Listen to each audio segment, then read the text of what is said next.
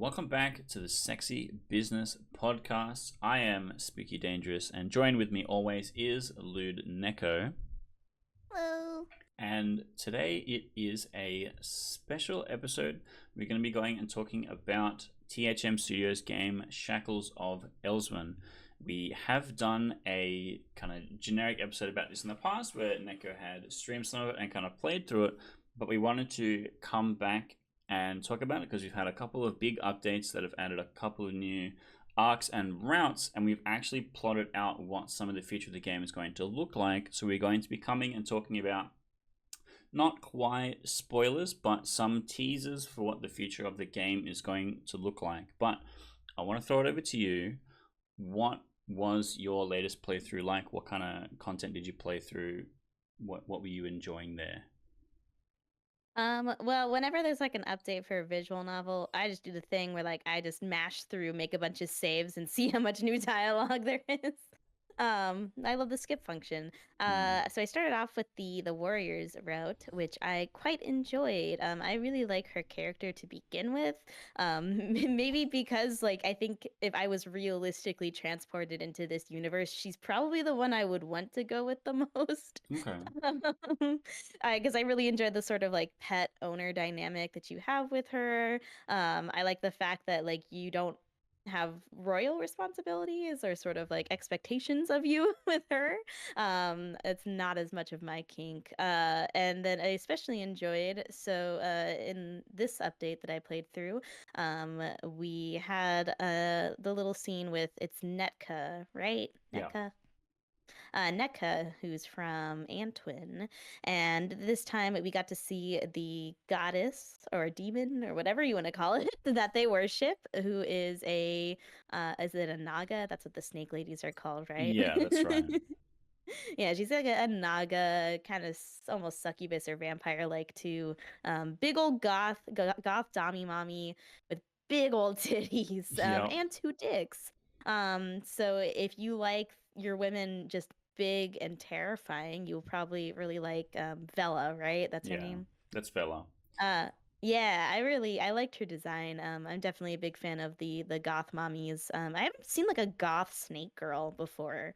And it seems like such a missed opportunity now that I think about it. I'm like, I feel like goth snake girl goes together really well. Yeah, it was kind of funny with the design brief because it's like what we want it to feel very different from the current three characters that we have, and I did kind of like the idea of the Naga because she's supposed to be like the ancestor, like the magical ancestor of the Fuda of the realm. And so, what easy conclusion to draw for someone that is the source of the superior dick power than a creature that has two, right? Um, and then so I'm like, okay, what if we did like a snake character? Because I wanted to add some more monster content, and you can see we've kind of headed in that direction a little bit. Um, but Vela is supposed to be like the antagonist is not quite the right word because an antagonist is a foil for the protagonist. Vela is specifically a foil for the queen.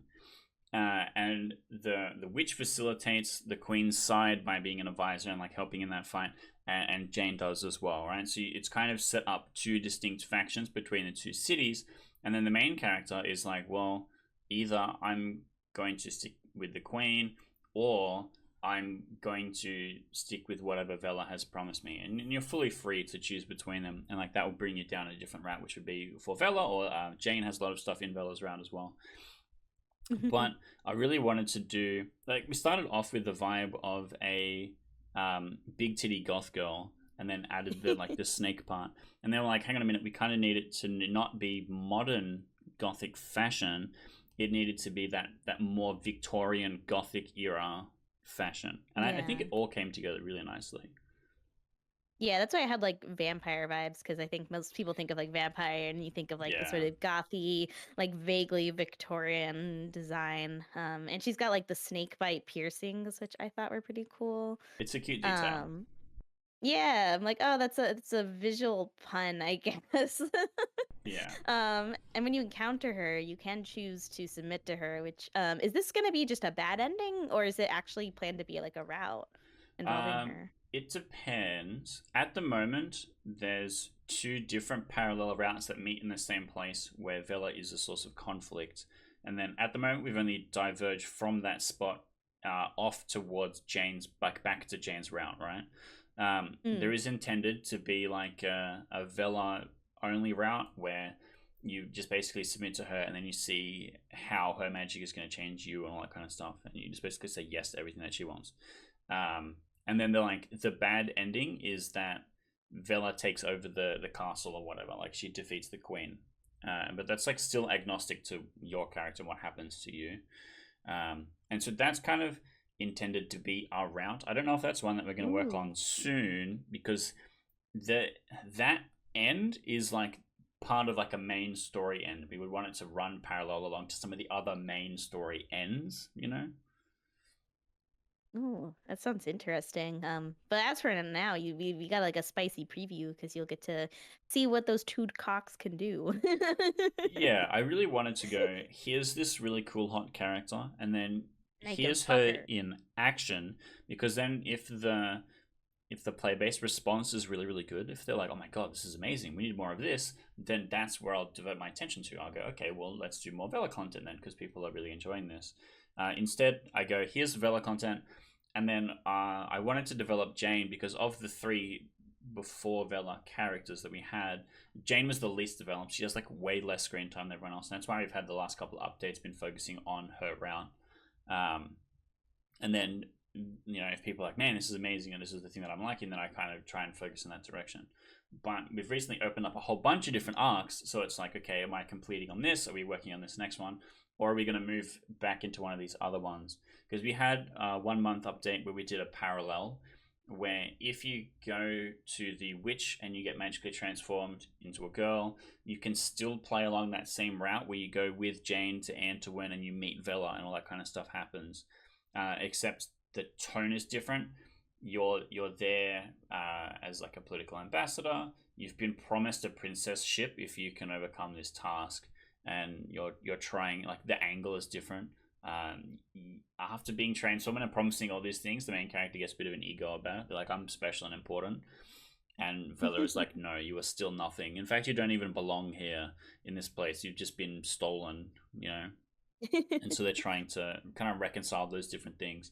And eventually everything will slowly march towards that culmination of the conflict between Vela and Aurea, the queen.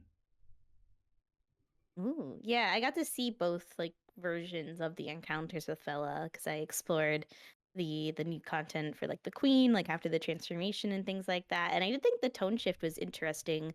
Because in both routes you use the is it called a pillory? Is that what the thing Yeah. is called? Yeah, yeah, yeah. Yeah, you get to use the pillory. In Jane's route, it's more like consensual-ish and like fun and lighthearted. Like, oh, you have a little threesome in the pillory. Whereas if you're on the Queen's route, there's definitely more of an air of like, obviously it's like non-consensual and you're a little Mm. like, oh, but I'm betraying her, but I'm also kind of enjoying it. So I thought that was interesting because like I felt like I was like, no, stop. I want to be loyal in this route. Yeah. Because that the combination of what that second round, the feminized one is you're trying to set up to be the princess to come back to the queen, and then there's gonna be like a big marriage arc kind of a thing. Where I wanted to do like um, in theory, the ultimate dress up experience for the character is the wedding dress and the veil and all that kind of stuff. And then the queen still wears her like black leather thing, but we'll get to see a queen redesign where we'll get like an even more elaborate and ornate outfit.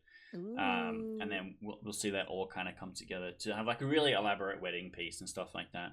But again, this is kind of like a capstone arc thing, and it's like, do I want to do that now? Do I want to have that big content crescendo now and then we go and peter off and do something else minor for a while, or do I want to save that when we're getting closer to the actual climax of the game story?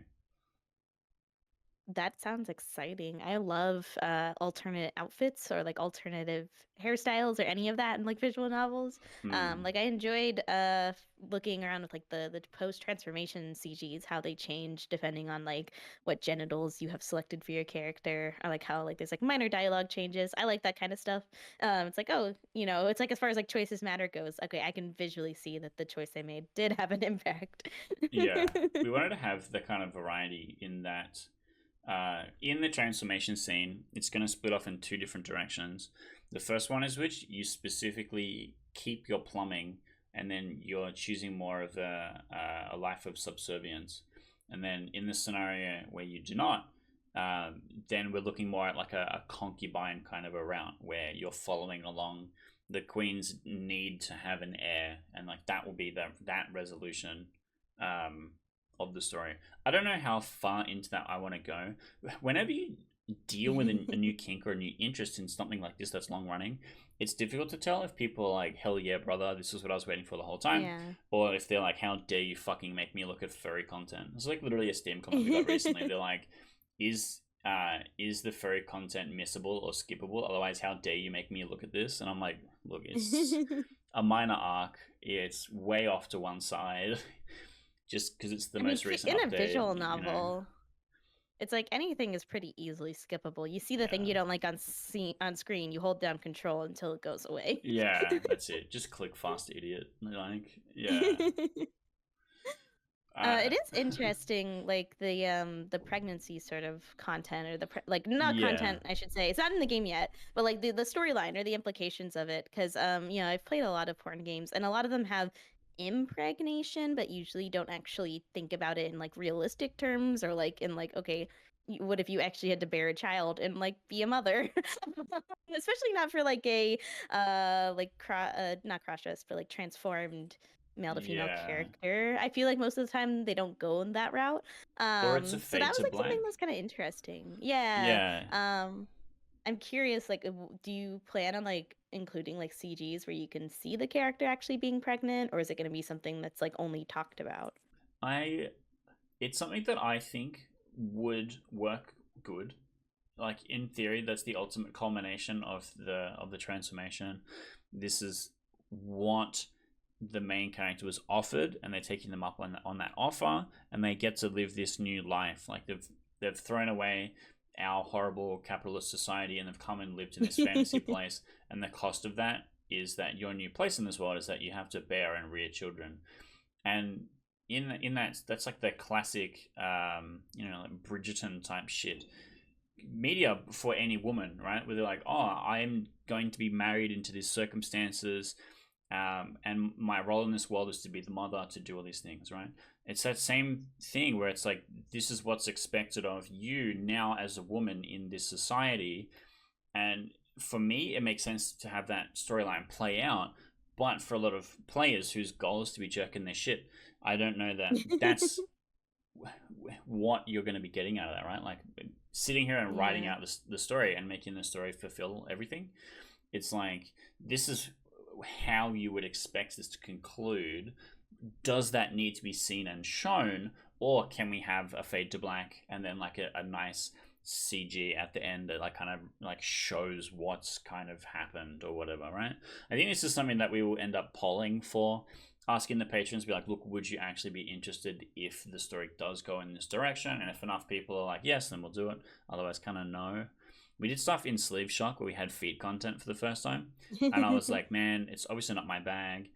I found some really good references for posing and stuff to do it, to send to the artist, to like, because I know that those comics that we used as references were really popular. So I'm like, okay, I'm confident that it will look good, and the people that are into this thing will appreciate it, and I think they have. And then when it comes out, it's like, okay. And then we didn't really get that much negative reaction compared to most other stuff. And I saw a lot of new patrons join that literally had feet in the username, and I was like, okay, maybe we should do more of this. I mean, it seems like feet is like really popular. Like it's kind of one of like those like even people who aren't kinky were like, yeah, but feet are hot. I think it depends. I think it's really situational. There's like some content creators that do stuff, and I'm like, I understand how this adds to the vibe that they're trying to sell or whatever. Or like the outfit really accentuates feet in some way, like the fucking stirrup stockings. Yeah, stirrup socks. Yeah. Yeah. Like that kind of thing. It's like, okay, your intention was to get the dogs out. I understand that. And so it's like, are we going to try and do the same thing? Is this something the community is going to want from the game? Should we be putting that into the game? It's kind of hard to tell. Putting the furry content in, which was the Halloween update, I was like, I really wanted to do this werewolf arc with Jane for a while, because I like the witch gets to do cool things with magic. The queen has this power about her, right? She has her own magic, but it's more that she just has this insane influence and power about her. And then Jane's just kind of big muscle lady, and she doesn't get to exert that in a way that matches the fantasy setting, right? I could walk down the street and find big muscle lady. Open up Tinder, find big muscle lady. There's nothing special and fantasy about that, and so I was like, well, if we do a big lady werewolf, that kind of adds, like, accentuates her character in that way, right? Which is kind of why we ended up going in that direction. But Yeah, it's like, and there's also like the microphilia in her route, so there's like another little like bonus fetish. yeah, yeah, and so I don't know. We've had some people complain about the furry content, and I think some people are going to be, just fine with it. I feel like a lot of people are kind of agnostic to it at this point. And then I feel like there's some people that are going to be like, oh, that's cool. I want to check this out. And so the goal is to, like, um, pin a whole bunch of different things to the game where if you're really excited about this thing, it might be enough for you to want to come and check it out. And then if a lot of people come, like if we suddenly get thousands and thousands of furries coming on board and being like, why did you stop making furry content? Make more. Then we're gonna add more. Like we're trying our best to kind of follow the pulse of the fans and the patrons. I mean, like what comes up in the polls to change and add things and make it follow along that. Because ultimately, if the game is making something that they don't like, then I'm not going to be receiving the money to pay for the artist to make the game anymore. So trying to find something that like fits the core identity of the game, but also introduces these new and cool scenarios and new characters, and like getting to play around with Vela and now where Jane, we can add some more monster kind of content. And we've actually opened up to a lot of different routes where it's going to be like, cool, we'll take a couple steps in this direction. If people are liking it, maybe we continue and work on this for a time, or we can jump back and forth. We can come and open up this arc and then see what the response is like. We'll come back to this one and jump around a little bit if we need to. I forget sometimes that there are some people who are like absolutely like disgusted by anything furry related. Because I think of something like Luna from like Hell of a Boss, who's goth wolf girl, and like I know plenty of people who are like not interested in anything else furry, but they're like, that character's hot though. Because Yeah. it's just really the only thing that's like different is like you have like the muzzle and like the fur and stuff, but like it's still a woman. Like it's still very obviously like humanoid. It's not like I wouldn't say it's like super furry, like something like Sex and the Furry Titty, where they have like the Yeah. way more like animalistic features and bodies and stuff like that. This seems like pretty tame by comparison. I think anyone who appreciates like a cat girl or a wolf girl in anime or cartoons will appreciate Werewolf Jane. I know I do. Yeah. I don't think it's too insane. I really like the design, because it does feel furry enough. Like it's not still too human, right? But Yeah. enough to sell it as a werewolf. Like there's a lot of werewolf designs that you kind of look at it and you're like, this is a bit strange and weird, and how is it all supposed to come together? But I kind of like the design, and the next update, spoiler alert, is going to be a continuation of that same Halloween content. We're going to kind of play on that arc where we are going to see where Jane come into the hut and to do things to the main character. So we actually do get to see her in action, which is going to be kind of cool. And then whether or not we do more from that, like do we have like a post nut non wolf clarity scene where she like transforms or something, and then how it's all going to come together, or do we just go, here's the sex scene, this update ends, and we could come back to it and add more furry content, more just maybe extend the sex scene or something, or do we go and open up something else, or do we go and Yeah. play in some other way? Yeah, I did also really enjoy the microphilia content in her route. So when you visit the snake lady, if you say no to her, she casts the spell and makes you small, like Hmm. 10 inches tall, like Tinkerbell size, small. And so you get some really nice like POV shots of the witch and of Jane, holding you in their hands and looking down on you and stuff like that. And I'm a huge microphilia person. It was like one of my earlier kinks when I was like a teenager.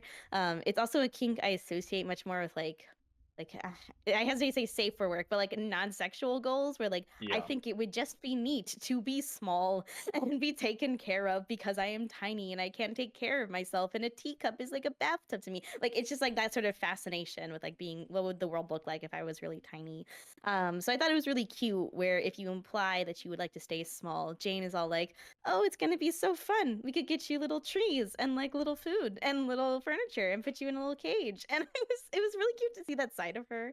Where like she's been kind of like tough and scary, like Dami mommy lady the whole time. But it was kind of nice to see like the caretakery bit part of her too. Like I think that's what I really like about her character, that you have the sort of like typical like, oh, it's the lady with abs who's big and tall. It's kind of scary, but she's also got this like softer inside where she does want to take care of you like a pet or like a toy or whatever you want to think of yourself as. So I don't know if you're planning on continuing the microphilia like content, but it would be awesome in my opinion.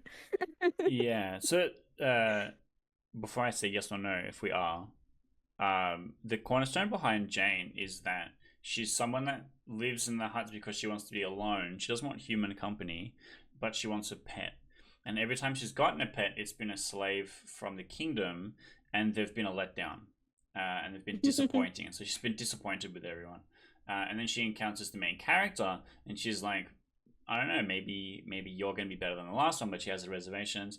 And then through the giantess arc, she's like, wait, actually, you could be a real pet and like live in a cage or a fish tank or whatever, and then just kind of be an ornament that adorns my house, and like it doesn't expunge that same social energy that having a human being does, and you can just kind of Hmm. have the funky little guy running around doing stuff. Yeah. She's like really excited by the outcome, but also understands that that might be damaging to the main character, whatever. Like she's not going to impose that on him, but she's like, look, if you don't want us to fix you, I could just make your life real comfortable. Yeah, um that's my fantasy. Like, living in the woods, no one to bother us. I don't need to be socialized with. Just put me in a cage and like feed me and cuddle me yeah, occasionally. We'll be good. give me a little head scratchies, like how they pat a bird with like one finger like that. um I think the only thing that would suck is like you'd be so small that you wouldn't be able to get fucked by her anymore. that's right.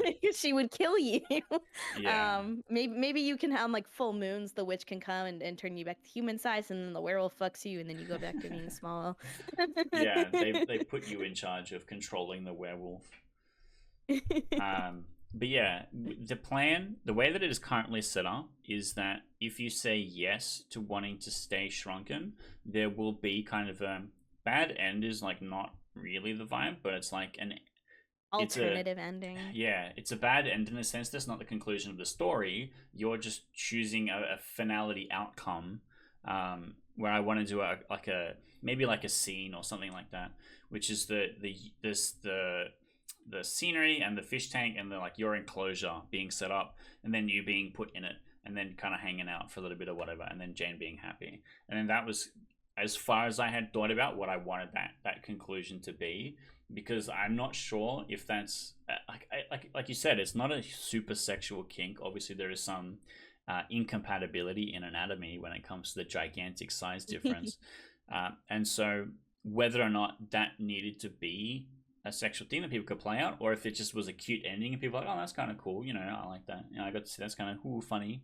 and then just have that, like whether or not it needed to expand beyond that, I'm not sure about yet. But that is kind of how much I had planned when I built in the giantess arc, because I wanted to do some giantess content to be like, hey, you guys like big lady, the big lady, and then She's kind even of play it out bigger. a little bit. Yeah. And I mean, I feel like that there are sort of the like soft, cute moments in this game. Like you have the after you have sex with the queen, or I think the first time, you get to like cuddle with her after. I thought that was Mm. cute. Like I was like, yeah, that's nice. I would want to cuddle with her for at least a little bit afterwards. Yeah, there's a few things that I'm really enjoying in the way that we've set up the setting. The first one is that on the outset, when you're introduced to everyone, everyone is not hostile, but not welcoming to you, right? Like there's that incredibly dominant aspect to all of the characters. They're going to impose their will on you.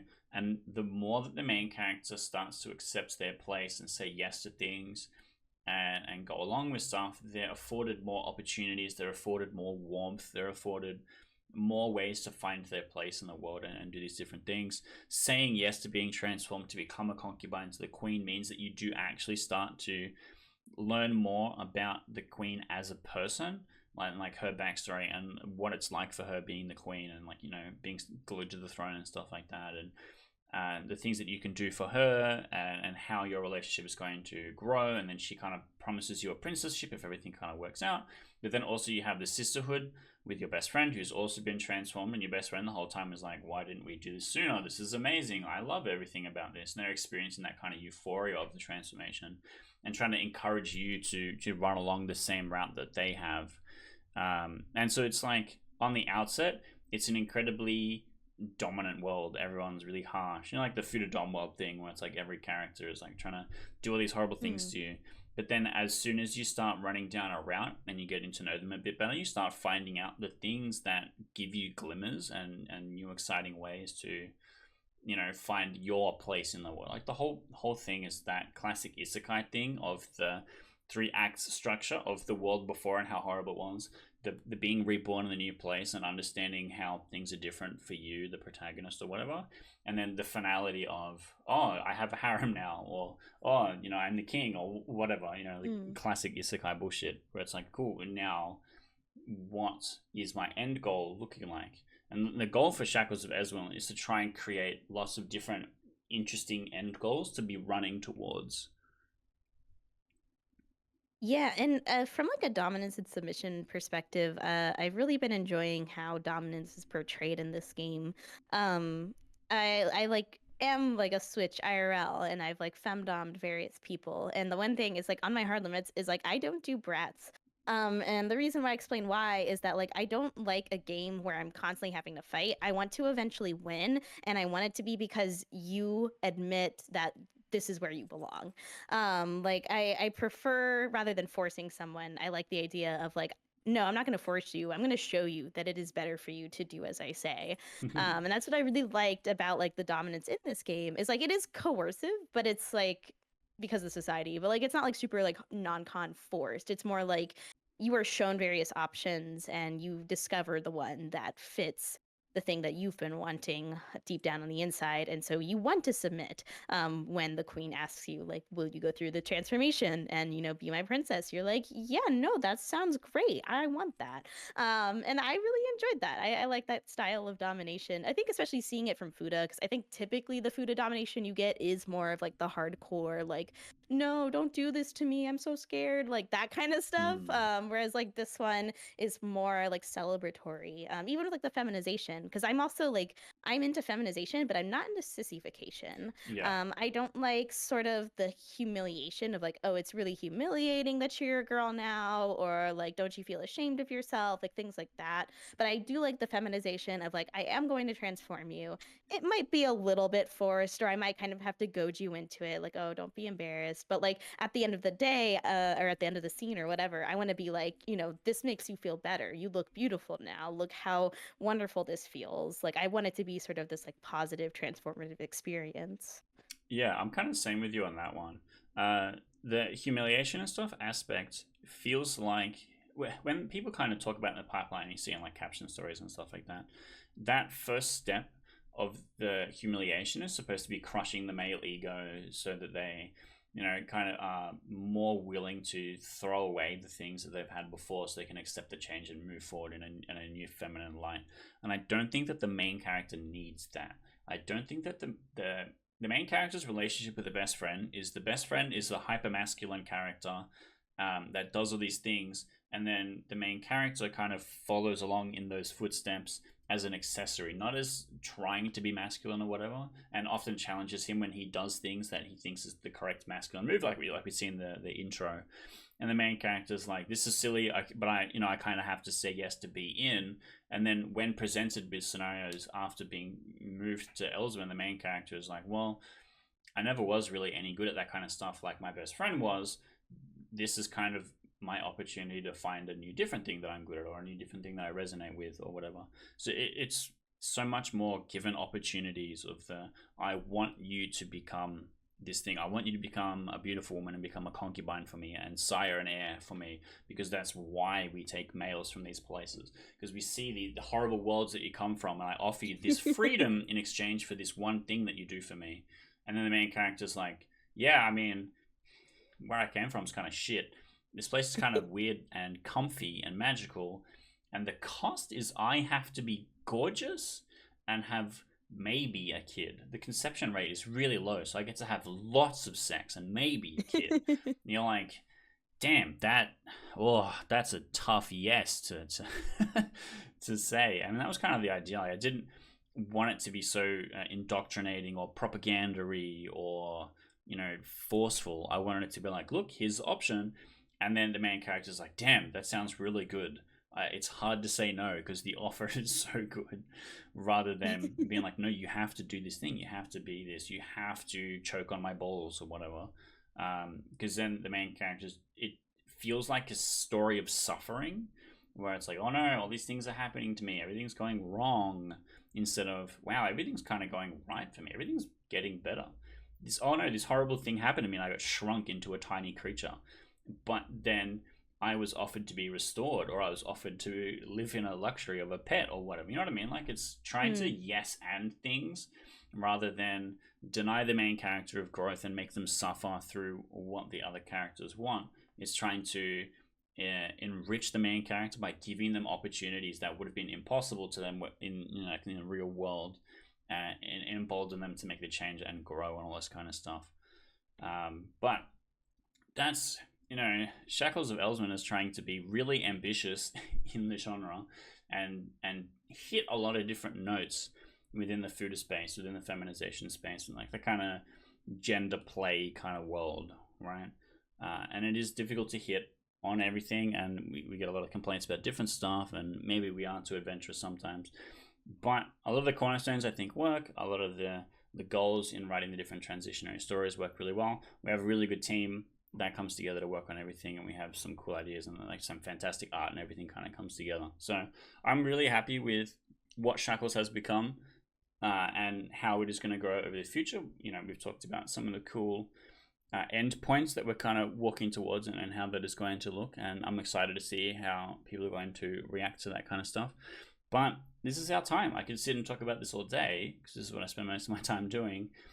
But that's it. You get your 30 minutes of the Sexy Business Podcast, and then we have to leave you to find something else to watch on YouTube. Unless, of course, you wanted to click on one of our other many videos that we have on the cool things that are happening in the NSFW industry. We've got cool interviews. We've got games that we go and play and talk about and review. With talking with lots of members of the community and finding out what kind of things that they want to learn and hear about what is happening and what it is like to work in the NSFW industry, which is constantly evolving, and it is a crazy competitive space in some ways because of the things that we have to deal with. And the point of the Sexy Business Podcast is to come and talk to you about how these things all come together, why these games work. In this case, how Shackles of Ellswyn has managed to do so well in the story that it's trying to tell. And if you want to stick around and hear about more of these kind of things, hit that like button, hit that subscribe button, clicking the bell makes the happy cat ring her bell. No, I can't hear the bell, but just pretend that the bell's... There we go. Makes the happy cat. There we go. We like the happy cat, so you have to ring the bell to make the happy cat. And then next week, when we have a new episode, you'll get notified, and hopefully you'll be hearing from us then.